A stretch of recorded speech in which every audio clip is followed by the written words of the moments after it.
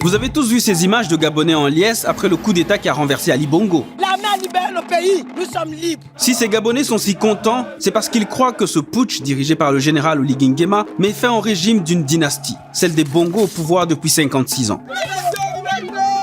Mais est-ce vraiment la fin des Bongo et de leur régime? Pour l'opposant Albert Ondo-Ossa, il n'en est rien. Derrière Oligui Nguema, il n'y a pas à chercher, c'est Pascaline Bongo qui est là, c'est tout. C'est pas un coup d'État, c'est une révolution de palais. Pourquoi l'opposant Ondo-Ossa appelle ça une révolution de palais? Et en quoi est-elle différente des autres révolutions survenues par exemple au Mali, au Burkina Faso ou au Niger? En Afrique de l'Ouest, on parle de révolution parce que c'est la politique africaine de la France qui est contestée. On demande le démantèlement des bases militaires françaises, il y a la question d'appropriation des ressources, voilà. Il y a tout un narratif sur cette question-là, ce qui n'est pas le cas au Gabon. Il n'y a pas que le discours qui en dit long sur ce coup d'État.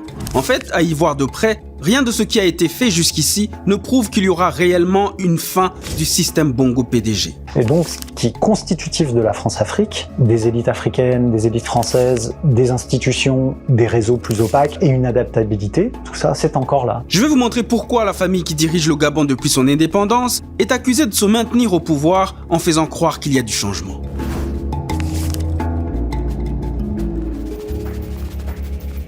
La réponse à cette question est oui, selon Albert Ondo-Ossa, principal opposant du président déchu Ali Bongo et qui répondait aux questions du journaliste de TV5 Monde le 31 août 2023 au lendemain d'un coup d'État. Pour lui, il n'y a aucun doute, un Bongo a remplacé un Bongo. Oligui Nguema est le cousin d'Ali Bongo. Donc c'est toujours le système Bongo qui continue. Mais Ondo-Ossa va plus loin. Selon lui, non seulement un Bongo a remplacé un Bongo, mais en plus, derrière le Bongo qui a remplacé Bongo, il y a une autre Bongo. Derrière Oligui Nguema, il n'y a pas à chercher, c'est Pascaline Bongo qui est là, c'est tout. Oligui Nguema n'est qu'un sous-fifre. Enfin, il affirme qu'il savait que ce coup d'État allait avoir lieu et que même la France le savait. Je suis allé à Paris, j'ai vu le Code d'Orsay, j'ai prévenu sur ce qui allait se passer. Il y a au moins 3 éléments qui permettent, à ce stade, de corroborer cette thèse de révolution de palais, qu'on va appeler l'hypothèse Ossa. Le premier élément, c'est l'influence de Pascaline Bongo dans les affaires d'un palais qu'elle n'a jamais réellement quitté. Aujourd'hui âgée de 67 ans, elle est la grande sœur de l'ancien président Ali Bongo. C'est aussi l'ancienne directrice de cabinet de leur père, Omar Bongo. Selon Antoine Glaser, journaliste et écrivain, c'est elle qui régnait aux côtés du père. Francophile comme son père, c'est elle aussi qui entretenait ses réseaux.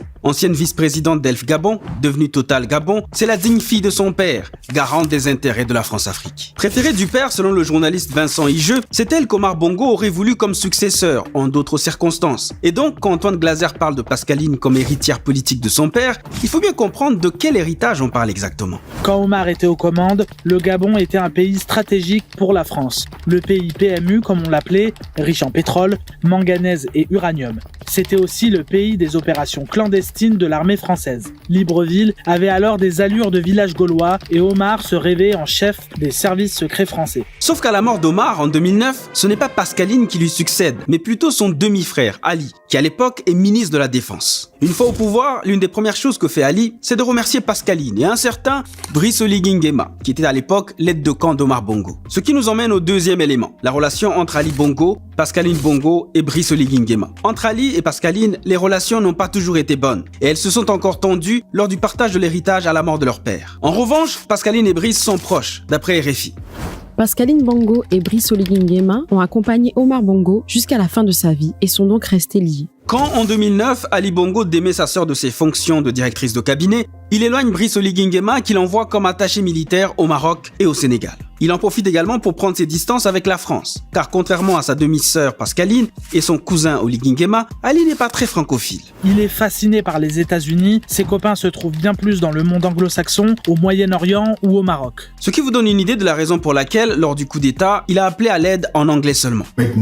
La Chine et l'Inde deviennent les 2 premiers partenaires économiques du Gabon. Et pour marquer ses distances et symboliser son affranchissement de Paris, le Gabon rejoindra plus tard le Commonwealth en 2022. En 2016, à la fin d'une élection très disputée et contestée, la France prend fait et cause pour Jean Ping, l'opposant d'Ali Bongo, qui n'est nul autre que l'ex-compagnon de Pascaline Bongo. Oui, la même Pascaline. En 2018, coup de théâtre. Le président Ali Bongo est victime d'un AVC en Arabie Saoudite et disparaît pendant plus de 10 mois de rééducation. C'est à ce moment-là, plus précisément le 7 janvier 2019, qu'un coup d'État contre lui échoue alors qu'il est en convalescence. Vous vous en souvenez? Eh bien, le même mois de janvier 2019, Pascaline Bongo faisait son comeback officiel au palais. Elle est rappelée par Brice Lacruche Aliranga, un proche de son père Omar Bongo, et qui est à ce moment-là directeur de cabinet d'Ali Bongo. Pascaline récupère alors son statut, son passeport diplomatique, ainsi qu'un bureau à la présidence non loin de celui du directeur de cabinet. Elle occupe désormais le poste de haute représentante du président de la République. Et devinez qui fait également son comeback au palais cette même année-là? Brice Oligui Nguema. En 2019, alors colonel, il revient au Gabon et prend la tête du renseignement de la garde républicaine. Il devient en 2020 le patron de cette unité d'élite, indispensable au régime Bongo,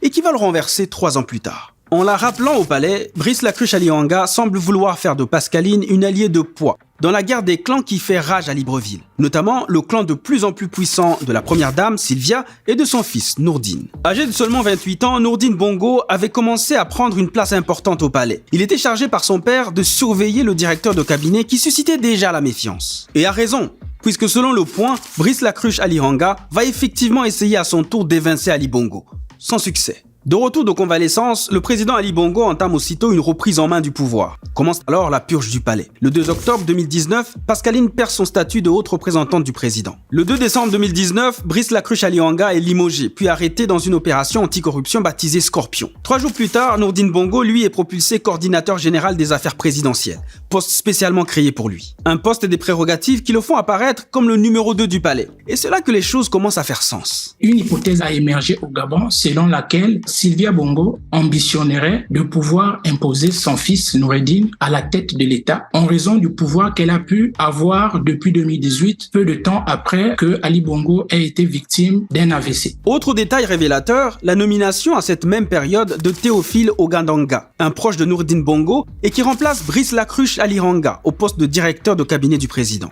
Et on sait très bien que pour le cas par exemple du PDG qui a la majorité parlementaire, la Constitution pouvait effectivement faire l'objet d'une modification constitutionnelle pour pouvoir rendre effectif ce projet de succession dynastique porté par la première dame au profit de Noureddine. Et donc, quand l'opposant Ondo Ossa parle de révolution de palais, c'est de ce jeu de pouvoir dont il parle. Un Game of Thrones entre clans d'une même famille. Il suggère que ce serait le clan de Pascaline Bongo qui finalement aurait eu raison de celui de son demi-frère Ali et de sa femme Sylvia. La campagne, c'était 60 ans de Bongo, c'est trop. Les Bongo ont trouvé qu'il fallait mettre Ali Bongo de côté et poursuivre effectivement le système Bongo PDG. Si l'hypothèse Ossa s'avère vraie, cela veut dire qu'on assiste au retour de la vieille garde et de ses réseaux france-africains. Ce qui expliquerait d'ailleurs pourquoi l'Élysée, qui s'est montré très critique envers les putschistes lors des coups d'État au Mali, au Burkina et au Niger, s'est contenté de condamner le putsch gabonais. Il faut le dire clairement, les intérêts français ne sont pas menacés au Gabon. Mais pourquoi donc? La réponse se trouve dans le 3e et dernier élément, les premières déclarations et actions des putschistes. Intéressons-nous d'abord à ce qu'ils n'ont pas dit et qui pourtant était attendu sur un continent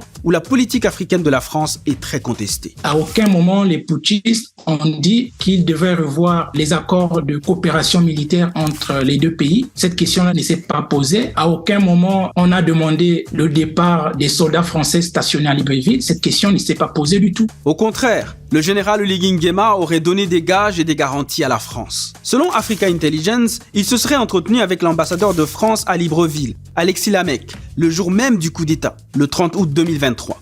Puis, il a rencontré 2 jours plus tard, le 1er septembre 2023, et lui aurait assuré le retour de la France comme premier partenaire du Gabon. Au gage, le chef de la junte a ajouté la symbolique. Le 16 septembre 2023, il est allé rendre hommage à Omar Bongo, l'emblématique pilier de la France-Afrique, le fondateur du clan. C'est lui qu'Oligui Nguema a choisi comme, je cite, une source d'inspiration. Un jour plus tôt, le 15 septembre 2023, il avait également rendu hommage au premier président du pays, Léon Mba, celui qui rêvait de faire du Gabon un département français. Pour Thomas Borrell, co-directeur de l'ouvrage collectif L'Empire qui ne veut pas mourir, une histoire de la France-Afrique, les espoirs du peuple gabonais risquent d'être étouffés de l'intérieur. Il y a une volonté très claire qui s'exprime dans ces pays-là de tourner la page, mais encore une fois, les attributs de la puissance française sont encore là et la France dispose encore d'alliés, des élites africaines qui jouent le jeu de ses intérêts. Autre élément qui suscite méfiance et questionnement, la contradiction entre ce que dit le général Oligui Nguema et ce qu'il fait. Voici ce qu'il a dit en traçant sa feuille de route. Le but pour nous, c'est d'aller au plus vite. Vite, mais sûrement.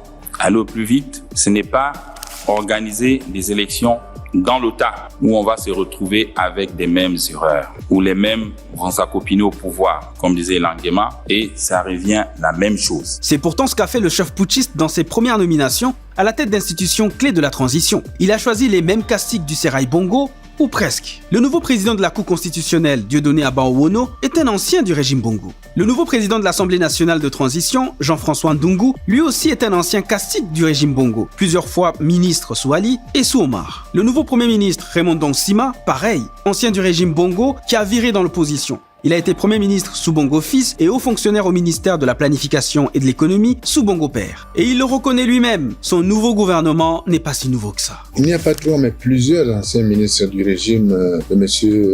Ali Bongo. Elle a un plus grand nombre. Cette difficulté à mettre un terme au système Bongo montre à quel point il est tentaculaire et bien enraciné. Au regard du degré d'implémentation du PDG au pouvoir depuis la fin des années 60, il est difficile d'envisager un gouvernement de transition sans se référer aux anciens du régime Bongo. Parce que au-delà des postes ministériels, il faut dire que même l'administration gabonaise, qu'il s'agisse des directeurs généraux, des secrétaires généraux des ministères, sont pour l'essentiel issus des rangs du PDG. Ce coup d'État serait donc au final un petit séisme dans un pays où la dynastie des Bongo, rappelle Francis Lalupo, journaliste et chercheur associé à l'IRIS, a privatisé l'économie et les leviers du pouvoir d'État dans un système clanique et familial depuis plus de 50 ans. Du coup, au vu de tous ces éléments, pensez-vous réellement que le nouvel homme fort du Gabon mettra fin au système Bongo ?